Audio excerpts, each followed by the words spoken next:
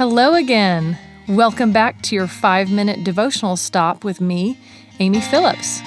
I'm on a journey moving from fear to faith, and I hope you'll join me for Just Believe.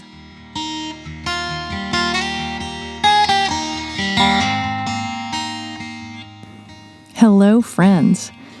So I realized this week that many of my listeners are new to the podcast and may not know why this podcast is called Just Believe. As one person recently commented on my Instagram page, "Oh yeah, don't think, just believe." No, of course not. Faith isn't about not using your brain. It's about believing and having complete trust in something or someone outside of yourself. It's also not just believe in whatever you want to believe in, but just believe, or as in other translation it says, only believe in His goodness, in Jesus' kindness. It's from the phrase in Mark 5:36. It says, "Do not fear, just believe." So I want to remind you again of what happened in that story in Mark 5. So we find Jesus surrounded by a large crowd, and then it says, one of the synagogue leaders named Jairus came, and when he saw Jesus, he fell at his feet. He pleaded earnestly with him. He said, "My little daughter is dying. Please come and put your hands on her so that she'll be healed and live." So Jesus went with them. Then there's an interlude in the story, and we come back to Jairus' story in verse 35, and it says, while Jesus was still speaking, some people came from the house of Jairus, the synagogue leader. "Your daughter is dead," they said. "Why bother the teacher anymore?" Overhearing what they said, Jesus told him, "Don't be afraid, just believe." I love that phrase. Don't be afraid. Only believe in Him.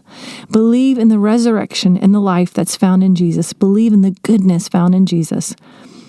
So recently I've been hearing the Lord ask me these questions about my faith. Will you believe in miracles? Will you believe I can heal the broken and set the captives free? Will you believe when no one else will? Will you believe they're not just stories found in a book, but a model for your life? Will you believe in the face of your own experience and unbelief? So I'm not one for delivering big prophetic words, so take this as you will, but it's a word that is changing me and challenging me right now. The other night, actually on Good Friday, I heard the phrase, "the age of miracles," and it stopped me right where I was. As I began to pray about it, I was definitely hearing very clearly in my heart, the Lord was saying to me, it's the age of miracles. Not a season, like we like to use in Christian circles, it's a season of this or a season of that, but an age of miracles. But I love that He spoke that to me on Good Friday, when all was darkness on that day. We celebrate that Sunday was coming. A miracle was coming that changed the whole world. Darkness covered the land, but light was coming. Many miracles happened that day. The veil was torn in two. The thief was with Him in paradise. But 3 days later, the greatest miracle of all, the one that redeemed our lives and reconciled us to God, Jesus was raised. He was not dead. He was alive. As I began to pray about what the Lord was saying, I saw a picture in my mind's eye of wells that had been dry beginning to well up and overflow.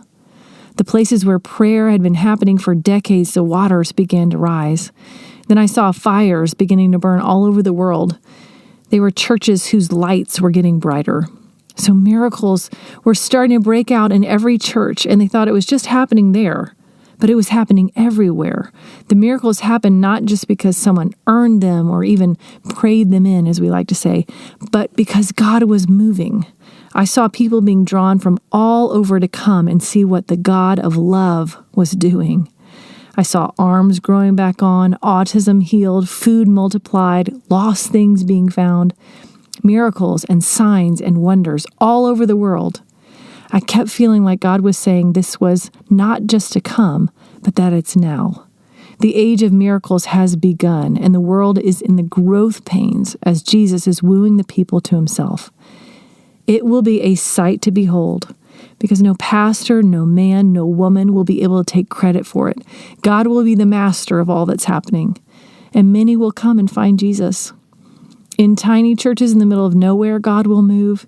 In mega churches, God will move. He will not be a respecter of persons. He will move where He wants to move, and the whole world will see and know that it's God. Every church that prays will see answers. Even if they're prayed without expectation, God will just invade. I feel like God is saying this will be the biggest revival the world has ever seen. So take that as you will. But as for me, I have been declaring it so. May it be the age of miracles for the church, the age of miracles in my life, not just a season, but a new age. The time for Christianity that doesn't change people is over. The time of half-hearted Christianity is over because Jesus came to start a revolution of hearts. He didn't come to make us nicer than everyone else. He came to deliver the world and use his people to do it. The age of miracles is upon us. How this has impacted me is that I have a great expectation right now for prayer. I'm praying with great faith and believing for miracles I've asked for. It feels like Jesus is hot on my trail asking those questions. Will you believe? Will you pray? Will you see my kingdom come? Will you take hold of it? The New Testament is full of miracles, full of signs and wonders. Jesus worked so many miracles, and then the disciples did the same. In the New Testament, specifically in Matthew here, we read so many stories of miracles. It says Jesus went throughout Galilee, teaching in their synagogues, proclaiming the good news of the kingdom and healing every disease and sickness among the people. Matthew 8, when evening came, many who were demon-possessed were brought to him, and he drove out the spirits with a word and healed all the sick. Friends, that's just 2 scriptures about Jesus' healing. But he also raised the dead. He made coins come into fish's mouths. He multiplied food. So many miracles. And then the disciples continued the work. We read in Acts 2, it says, everyone was filled with awe, and many wonders and miraculous signs were done by the apostles. Crowds gathered also from towns around Jerusalem, bringing their sick and those tormented by impure spirits, and all of them were healed. Jesus did these miracles and taught his disciples to do them because of love for people and with one purpose, to be a signpost leading them to the God of love. Right? The miracles, signs, wonders were never his purpose. He did them because he had crazy love for the people he'd created, and he knew that they would point the people to the Lord and the reality of another kingdom. So it's the same today.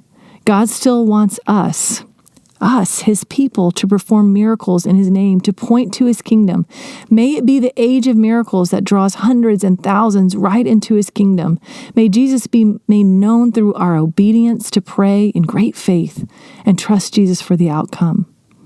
May we be like Paul in this age that's upon the earth, as he says in Romans 15, "For I will not venture to speak of anything except what Christ has accomplished through me, to bring the Gentiles to obedience by word and deed, by the power of signs and wonders, by the power of the Spirit of God."